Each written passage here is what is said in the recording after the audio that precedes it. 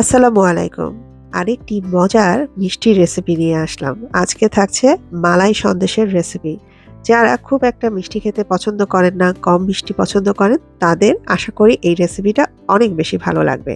আর আমার তো সবসময় অনেক প্রিয়। তো চলুন শুরু করি। এই মিষ্টির ১ম ধাপে আমরা তৈরি করব হচ্ছে ছানা। ছানা তৈরির জন্য প্রথমে হাঁড়িতে নিয়ে নিচ্ছি ১.৫ লিটারের মতো ফুল ক্রিম মিল্ক। অবশ্যই ফুল ক্রিম মিল্ক দিয়ে আমাদেরকে ছানাটা তৈরি করতে হবে। এখন আমি এটাকে চুলার উপর বসিয়ে দিচ্ছি। আজকে সিরকা দিয়ে ছানাটা কাটবো, সেজন্য একটি বাটিতে আমি ৩ টেবিল চামচের মতো সিরকা নিয়ে ১ কাপের মতো পানি দিয়ে দিলাম। আজকে আমি সিরকা দিয়ে ছানাটা করে নিচ্ছি, কিন্তু আপনারা দই দিয়েও ছানা করতে পারবেন। আমার অন্যান্য মিষ্টির রেসিপিতে কিভাবে দই দিয়ে ছানা করতে হয় সেটা কিন্তু দেয়া আছে। অপেক্ষা করছি দুধটা বয়েল হয়ে আসা পর্যন্ত। বয়েল হয়ে আসার পর চুলাটা আমি এখন বন্ধ করে দিচ্ছি। চুলা বন্ধ করে যে সিরকা আর পানি দিয়ে মিশ্রণটা তৈরি করেছিলাম সেটা একটু একটু করে দিয়ে দিব আর নাড়তে থাকবো। আর এভাবেই নাড়তে নাড়তে দেখবেন ছানা তৈরি হয়ে যাবে আর সবুজ রঙের একটি পানি ছেড়ে দিবে।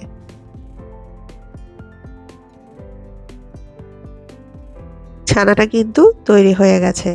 এবার একটি পাতলা সাদা সুতি কাপড়ে আমি ছানাটাকে ছেঁকে নিচ্ছি, সেই সাথে একটু ঠান্ডা পানি দিয়ে ধুয়েও নিচ্ছি, যাতে ছানাটা অতিরিক্ত সিদ্ধ না হয়ে যায় আর এর মধ্যে যে সিরকার একটা গন্ধ থাকে সেটা যেন চলে যায়। এরপরে এটাকে আমি বেঁধে নিয়ে ঝুলিয়ে রেখে দিব প্রায় ১ ঘন্টার মতো। এর চেয়ে কমও ঝুলিয়ে রাখা যায়, যেহেতু আমরা সন্দেশ তৈরি করব। তবে আমি বলব আপনারা ১ ঘন্টার মতো এটা ঝুলিয়ে রাখবেন। ১ ঘন্টা পর ছানাটা নিয়ে আসলাম। এবার হাত দিয়ে এটা আমি কিছুটা অংশ ভেঙে গুঁড়ো করে নিচ্ছি। ১.৫ লিটার দুধে আমার এতটুকুই ছানা হয়েছে। আর এখন এখান থেকে আমি প্রায় 1/3 কাপের মতো ছানা তুলে রেখে দিচ্ছি। এটা আমাদের পরবর্তীতে লাগবে। এবার চলুন এই মিষ্টির ২য় ধাপটা তৈরি করতে চলে যাই। ফ্রাই প্যানে দিয়ে দিচ্ছি প্রায় ১ কাপের মতো লিকুইড ফুল ক্রিম মিল্ক। আর এর সাথে এখন আমি মিশিয়ে দিচ্ছি ১ কাপ পাউডার মিল্ক। আর দিয়ে দিচ্ছি 1/3 কাপের মতো চিনি। এবার ভালো করে মিশিয়ে নিয়ে চুলার আঁচটা মোটামুটি মিডিয়াম করে রেখে পুরো জিনিসটাকে আমাদেরকে একটু ঘন করে নিয়ে আসতে হবে। যেহেতু দুধের জিনিস, তো আমাদেরকে এটা মোটামুটি একটু নাড়াচাড়া করে এটাকে রান্না করে নিতে হবে, না হলে কিন্তু এটা নিচে লেগে যেতে পারে। তো এইভাবে করে আমি জিনিসটাকে একটু ঘন করে নিচ্ছি। যখন এটা ঘন হয়ে এসেছে তখন আমি যে ছানাটা ছিল সেই ছানাটা অ্যাড করে নিচ্ছি। সবগুলো মিশিয়ে নিয়ে এবার অপেক্ষা করতে হবে এটা ঘন হয়ে আসার জন্য। ঠিক হালুয়া আমরা যেভাবে ঘন করে নিই ঠিক সেইভাবে। এর মধ্যে আমি আরো ৩ টার মতো এলাচ দিয়ে দিলাম, যাতে সুন্দর একটা এলাচের ফ্লেভার আসে। আপনারা গুঁড়ো এলাচের পাউডারও ব্যবহার করতে পারেন। আর এই এলাচটা কিন্তু আপনারা চাইলে ১ম ও দিয়ে দিতে পারেন। তবে আমি এখনই দিলাম। আর এটা যখন আমরা সেট করে নিব তখন কিন্তু এই এলাচগুলো আমাদেরকে ফেলে দিতে হবে। এটা যখন দেখতে ঠিক এরকম থকথকে একটা ভাব চলে আসবে তখনই আমাদেরকে এটা চুলা থেকে নামিয়ে নিতে হবে। আগে থেকে আমি যে পাত্রে সন্দেশ বসাবো সেই পাত্রে একটা বেকিং পেপার দিয়ে ঘি ব্রাশ করে নিয়েছিলাম। এবার আমি এই সন্দেশের ১ম যে অংশটা আমি তৈরি করেছি সাদা সন্দেশ সেটা আমি দিয়ে দিলাম। আর এই যে এলাচটাও আমি ফেলে দিলাম। এবার সুন্দর করে এটাকে আমি সেট করে নিচ্ছি। আপনারা কিন্তু চাইলে এভাবেই মিষ্টিটাকে পরিবেশন করতে পারেন, যেমন আমরা সাদা সন্দেশ খাই ঠিক এভাবেই করতে পারেন।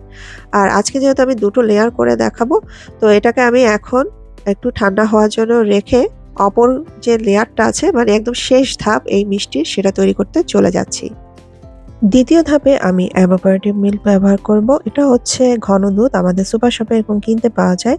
তো আপনারা যদি না পান তাহলে ২ কাপ দুধকে ঘন করে ১ কাপ করে নিলেই হবে। এখন এখান থেকে আমি ১ কাপ evaporated মিল্ক ফ্রাই প্যানের মধ্যে দিয়ে দিচ্ছি।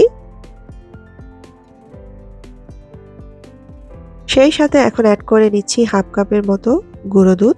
আর যে ছানাটা আমি আগে তুলে রেখেছিলাম 1/3 কাপের মতো, সেই ছানাটা এখন আমি এখানে দিয়ে দিচ্ছি। আর মিষ্টি পরিমাণটা এক্ষেত্রে একটু কম হবে। এখানে আমি দিয়ে দিব ২ থেকে ২.৫ টেবিল চামচের মতো চিনি। যেহেতু আমরা আগের সন্দেশটাতেও চিনিটা দিয়েছি, তো এই অংশটাতে আমরা চিনির পরিমাণটা একটু কম রাখবো, যাতে সুন্দর একটা ব্যালেন্স হয়। এবার ঠিক আগেরটার মতো এটাকে নেড়ে চেড়ে আমাদেরকে থকথকে একটু ঘন করে নিয়ে আসতে হবে। চুলার আঁচ মিডিয়াম লো করে রেখে এটাকে নেড়ে ছেড়ে আমাদেরকে একটু ঘন করে নিতে হবে। যখনই দেখবেন এটা ঘন হয়ে আসছে আর ফ্রাই প্যানে গা ছেড়ে দিচ্ছে, তখন চুলা থেকে নামিয়ে নিয়ে আগে যে সন্দেশটা তৈরি করেছিলাম সেটার উপরে এটা ঢেলে দিতে হবে। দেখতেই পাচ্ছেন এটা ব্রাউন কালারের তৈরি হয়েছে এই সন্দেশটা। আর এই কালারটার জন্যই এটাকে বলা হয় মালাই সন্দেশ।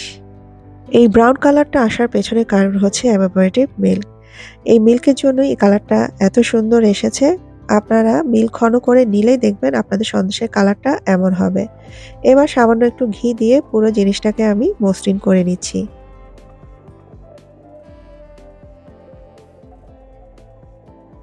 এরপরে আমি এখানে দিয়ে দিচ্ছি বাদাম। আমি আজকে পিস্তাচিও বাদামটাকে ক্রাশ করে নিয়ে উপরে দিয়ে দিচ্ছি। আপনারা চাইলে কাঠবাদাম বা অ্যালমন্ড ব্যবহার করতে পারেন। মানে আপনাদের যদি ভালো লাগে, আবার বাদাম না দিলেও কিন্তু হবে। এখন পুরো জিনিসটাকে নিয়ে আমি ফ্রিজে রেখে দিব এবং প্রায় ৫ থেকে ৬ ঘন্টার মতো অপেক্ষা করব। ৫ থেকে ৬ ঘন্টার পর আমি এই পুরো সন্দেশটা বের করে নিলাম। এখন খুলে দেখাচ্ছি দেখতে কেমন হয়েছে। বেকিং পেপার দেওয়ার কারণে মিষ্টিটা খুব সহজে খুলে আসবে।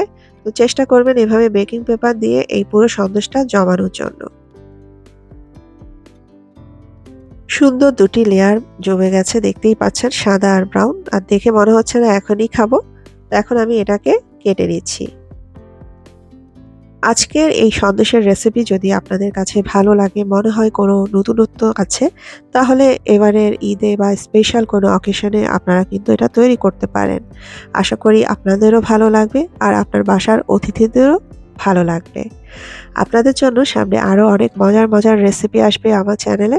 তাই যারা চ্যানেলটা এখনো সাবস্ক্রাইব করেননি, সাবস্ক্রাইব করে রাখবেন আমার এই আপকামিং রেসিপিগুলো দেখার জন্য। আমার মতো যারা কম মিষ্টি খেতে পছন্দ করেন, আশা করি আপনাদের এই মালাই সন্দেশের রেসিপিটি ভালো লাগবে। আর ভালো লাগলে অবশ্যই বাসায় ট্রাই করবেন আর আমাকে লিখে জানাতে ভুলবেন না। আজকের রেসিপি এতটুকুই ছিল। আপনারা সবাই ভালো থাকবেন। খোদা হাফেজ।